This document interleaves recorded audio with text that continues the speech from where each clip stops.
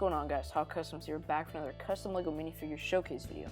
Before we get into today's video, I just wanted to say I haven't uploaded in 5 months, and that's simply because I just lost motivation after uploading that stop motion, but I'm back with a new video. In this showcase, I have Mandalorian himself, Din Djarin, and Grogu or the Child. The first figure in the showcase video is the Mandalorian. I want to give a big shout out to Nate's Minifigs. Nate makes and designs his own 3D printed pieces that are compatible with LEGO. I used his helmet and shoulder pads on this figure. All I did to his pieces were sand down the 3D print lines and paint those up in silver with a brown, black, and tan wash. Here's a closer look at the helmet. I also painted the visor in an apple barrel gloss black, and the silver color I used was from Craftsmart. The legs have lots of detail. The thigh pads were both sculpted using Procreate. I then layered E-tape bits on top to give it that armored outline look that it has in the show.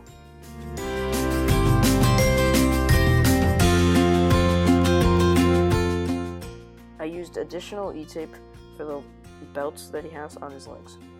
I also sculpted the top of this shin piece and used wire for the canisters. The gun holster on the side of the legs was made out of cardstock, E-tape, and some sculpted details. The shoes have some painted details on the front and wrap around all 4 sides of the legs. I sculpted the torso armor using LM9 Productions tutorial, and the blue piece at the bottom I used some more cardstock for. It has a bunch of different lines painted on it, but you can't really see them because they're covered up by other details. The bandolier and the belt were of course made out of more E-tape. The belt buckle and the details at the top of the bandolier were both made out of electrical tape. E-tape stands for electrical tape, by the way. These canisters were made out of wire just like on the legs. This cylinder detail was sculpted out of Procreate, and this pouch was also sculpted as well. Not sure what piece I used for this. I think it's like a LEGO ice axe. This piece right here. I painted the stitchings and the black lines, and they wrap around the entirety of the torso and carry over to the arms.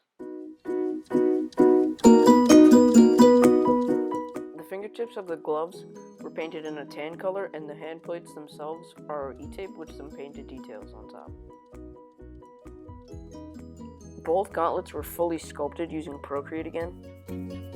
The other gauntlet was made the same exact way, just with some different designs, and actually has a painted detail right there. These gauntlets used many different layers of Procreate and took some time.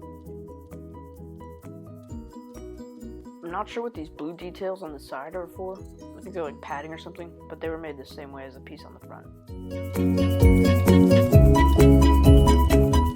To make the jetpack, I started with the base LEGO jetpack, and I cut the thrusters off the bottom and re-glued them to be straight down. I then sculpted on these details right here.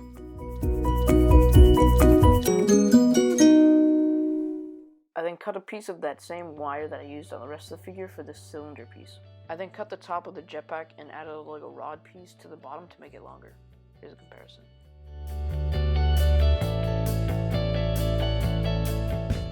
I decided to add magnets into the back of the jetpack and into the back plate right there, and one hidden behind the cape, so I could attach the jetpack and remove it and swap it with a gun.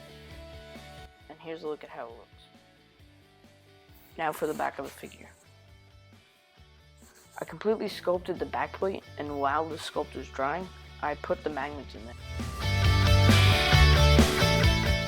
The butt plate was made out of 2 layers of E-tape double stacked to make it thicker. The cape is made out of cardstock. I then coated it in Mod Podge to make it a little bit thicker. I then painted it gray and with the black lines to make it look like the different folds. That's it for the whole figure. Overall, I really like the way it turned out.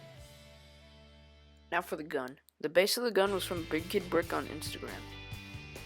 It started off looking like this.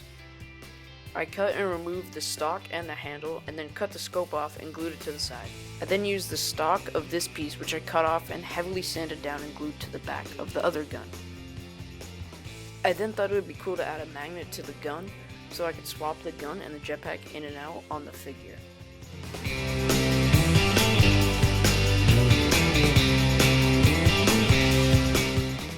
you can see that some of the paint rubbed off on the stock there while it was inside the hand, so taking it in and out of the hand does cause that to happen. That's finally it for the Mandalorian or Din Djarin, and let's move on to our next figure. The next figure in the showcase video, if you even call him a figure, is Baby Yoda, or as we heard him called in Mando Season 2, Grogu.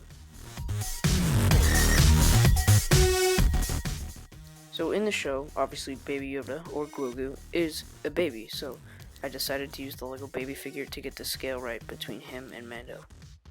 This is what a Lego baby figure looks like. This was the base. The hardest part of this figure has to do with the arms. I'll get into that a little bit later. I sculpted the collar and the fold down the center of his coat, and the cuffs around his wrists. Also filled in the feet holes with some Procreate. If you want to see some more progress photos of this figure, go over to my Instagram. Baby figure's arms are completely stiff, so what I decided to do was cut the arms off and replace them with micro magnets.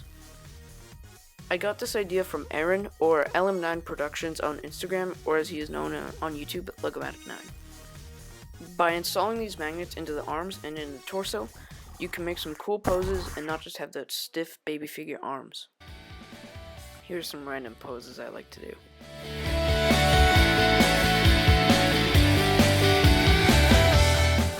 I then mixed a tan color for the base coat of his coat. I used a bunch of different shades of tan for additional painting on top. That is from a UK seller by the name of Tuminio. You can find his store online, microme.co.uk. This is what the base head looked like, except it was all black. I then fully painted the head with a light green color. I painted the eyes and the mouth and the ears as well. The hands were painted the same exact way as the head. I also added these little white lines on the eyes to make them look reflective, and without them look kinda creepy. I also painted some gray onto the back of the head to represent the little hairs. This figure was super fun to make. If you want to see some work in progress photos, go over to my Instagram page. It'll be the first link in the description down below. Thank you guys so much for watching today's showcase video. If you did enjoy, make sure you leave a like, comment, and please subscribe. We're so close to 50 subs. I'll leave links to everybody I mentioned in today's video, along with my Instagram. I now have an Instagram page where you can see work in progress photos, new figures, and just stuff that I'm interested in. I had a lot of fun making these figures and think collectively they're some of my best work. That's all I gotta say, and I'll see you guys next time.